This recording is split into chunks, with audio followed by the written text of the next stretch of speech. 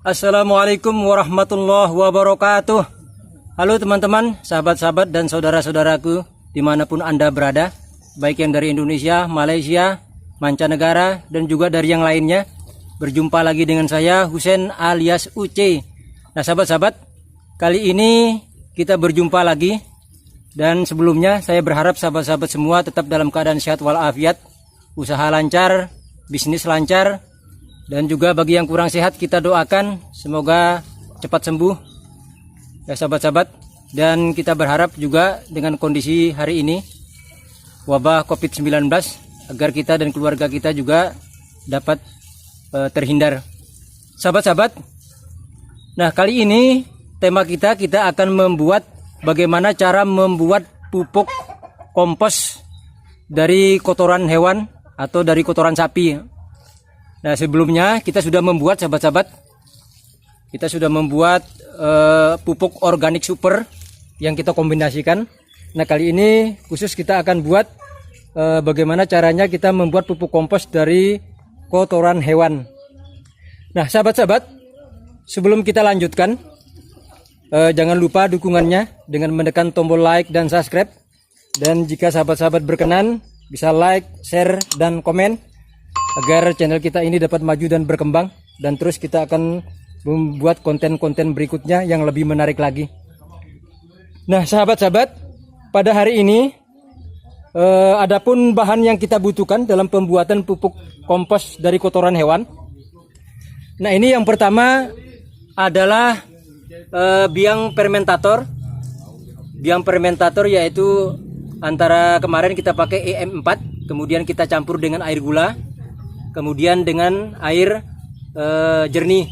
Dan bagi sahabat-sahabat yang ingin mengetahui bagaimana cara mengaktifkan daripada EM4 ini, nah ini sudah saya buat videonya sahabat-sahabat. Nanti tinggal di ujung video ini saya cantumkan gambar thumbnailnya. Nanti tinggal diklik bagaimana caranya kita mengaktifkan EM4 agar dia siap bekerja dan proses fermentasi bisa berjalan dengan baik. Nah sahabat-sahabat, ini sudah kita buat dari kemarin ya. Jadi untuk cara mencampurnya, cara mengaktifkannya, tinggal teman-teman aktifkan saja nanti. Nah cara ini bahan yang pertama. Yang kedua ini air bersih. Air bersih ini air sumur ya.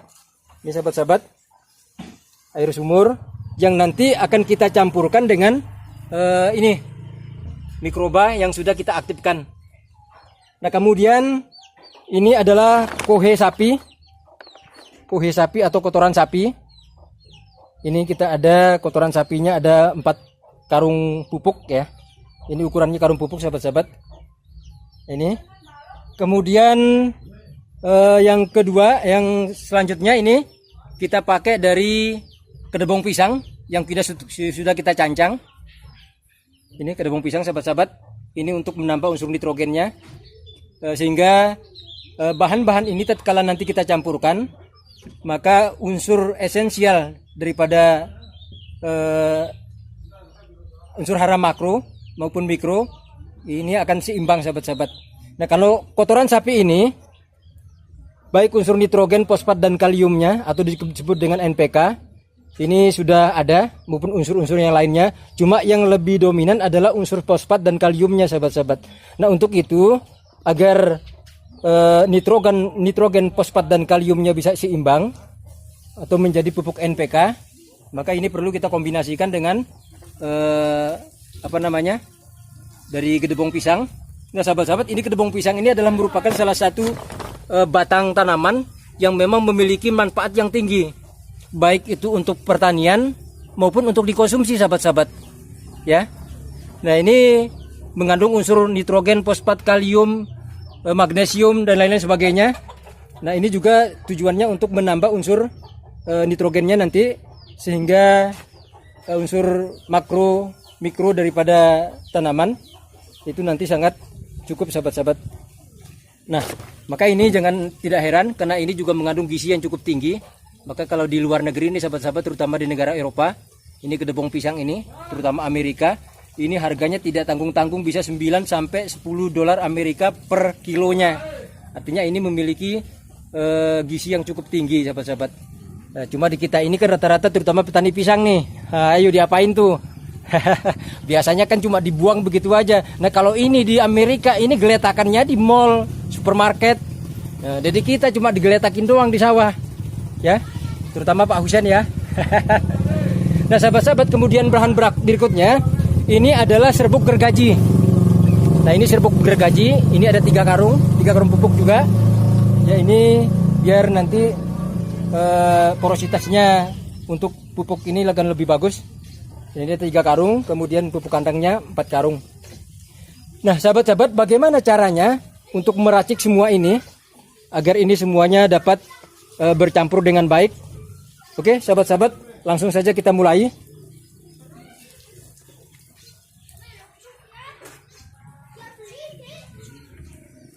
Nah ini sahabat-sahabat, untuk yang pertama ini bahan ini mikroba yang sudah kita campur dengan glukosa, ya, bisa molase, bisa tetes tebu, ya, gula putih. Kalau teman mau tahu udah nanti di ujung videonya sudah saya buat khusus untuk bagaimana cara mengaktifkan bakteri ini. Nah ini kemudian ini kita campur sahabat-sahabat ke dalam air putih ini. Kita campur semuanya. Karena air inilah yang nanti akan kita gunakan untuk menyiram daripada pupuk-pupuk itu tadi sahabat-sahabat, sehingga mikroba-mikrobanya ini sudah siap untuk bekerja. Nah setelah ini kemudian kita lakukan proses pengadukan biar nanti ini sudah bisa merata, ya, kita aduk saja biar mikroba dengan air putih tadi sudah bercampur. Nah ini kita akan pergunakan nanti.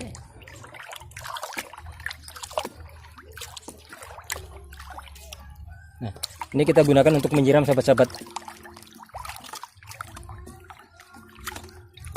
Oke, setelah bahannya lengkap, yuk bagaimana cara kita meraciknya.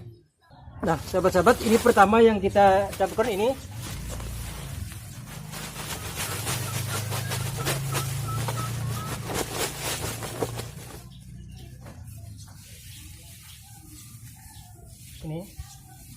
Ini serbuk gergajinya kita taruh paling bawah biar nanti dia lebih cepat lapuk. Nah ini kita berikan sahabat-sahabat ini secara berlapis, ya, berlapis kayak kue lapis gitu sahabat-sahabat, ya, tidak usah dicampur, nanti pada saat pengadukan akan bercampur sendiri. Ini kita lakukan penyiraman ini sampai basah sahabat-sahabat. Ini lapisan pertama.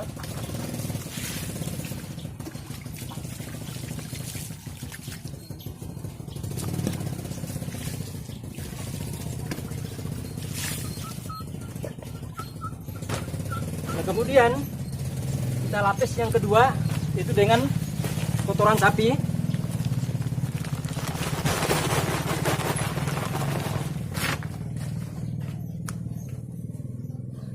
Ya maaf sahabat-sahabat, ini nggak bawa sarung tangan, sarung tangannya ketinggalan di sawah.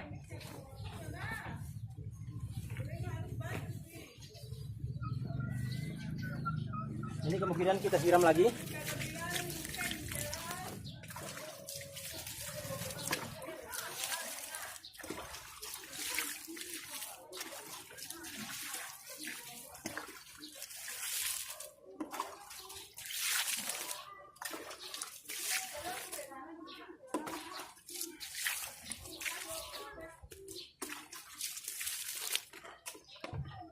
Nah sahabat-sahabat, ini akan kita taruh secara berlapis bergantian, baik itu serbuk gergajinya, kotoran sapinya, dan juga dengan gedebong pisangnya.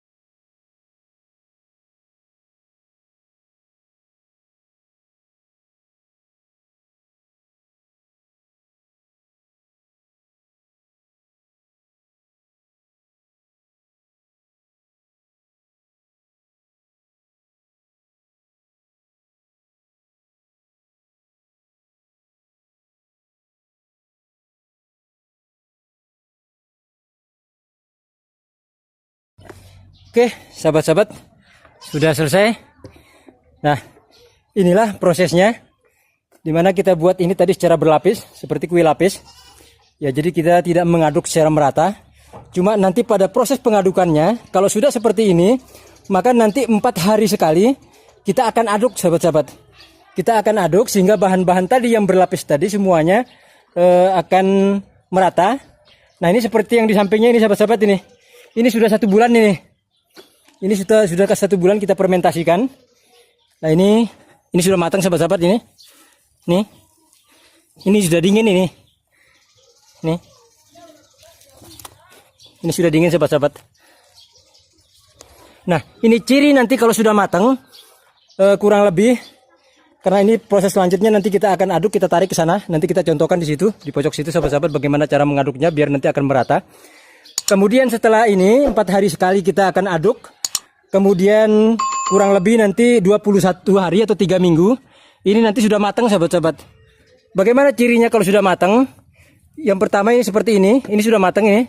Sudah 1 bulan lebih dan ini sudah dingin, sahabat-sahabat, ini. Sudah siap untuk dipakai. Nah, ciri-cirinya yang pertama ini sudah dingin hawanya, bahkan cuma hangat ya. Nah, kalau sudah seperti ini nanti tinggal kita angin-anginkan, atau kalau tidak diangin-anginkan kan maksudnya kita taruh di bawah di tempat di bawah naungan biar nanti kering. Kalaupun tidak, karena kita nggak punya tempat atau mungkin sulit, kita tinggal masukin saja ke dalam karung. Dan ini sudah siap untuk dipakai, sahabat-sahabat, karena ini sudah dingin dan bahkan baunya pun sudah tidak ada. Ini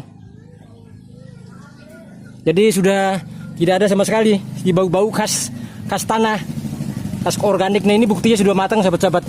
Nah, ini sudah 1 bulan, berarti ini nanti paling minimal 21 hari nanti sudah mulai kering. Ya, sudah mulai bisa dipakai. Sehingga ciri-cirinya tadi, sahabat-sahabat, ciri-cirinya 1, baunya sudah hilang, 2, sudah dingin. Itu artinya menandakan sudah matang. Nah, sahabat-sahabat, ini bagaimana caranya mengaduknya? Nah, ini seperti ini tadi. Kalau sudah seperti ini nanti kita tutup dengan terpal. Kenapa kita tutup dengan terpal? Agar terhindar dari sinar matahari, ya, dan juga hujan. Karena nanti kalau terkena matahari maka mikroba yang kita berikan nanti bisa mati. Nah, dengan proses fermentasi seperti ini, mikroba atau patogen yang bisa merusak akar tanaman dia akan mati di suhu tertentu. Sementara untuk mikroba yang kita berikan yaitu EM4 tadi, dia akan mampu bertahan, sehingga dialah yang nanti akan mengurai bahan-bahan ini dan dialah akan bergerak untuk menjuburkan tanah. Nah, sahabat-sahabat, kalau sudah seperti ini bagaimana cara mengaduknya? Nah, ini kita kasih contohin di sini. Ini cara mengaduknya, kita tinggal menggeret ke sana, sahabat-sahabat. Ya, kita tarik ke sana, nanti 4 hari sekali kita tarik lagi, kita ratakan lagi, kita tutup lagi. Ya. Nah, sahabat-sahabat, ini cara mengaduknya ya seperti ini tadi. Karena ini kita berikan secara berlapis. Berarti ini biar nanti bisa merata seperti ini.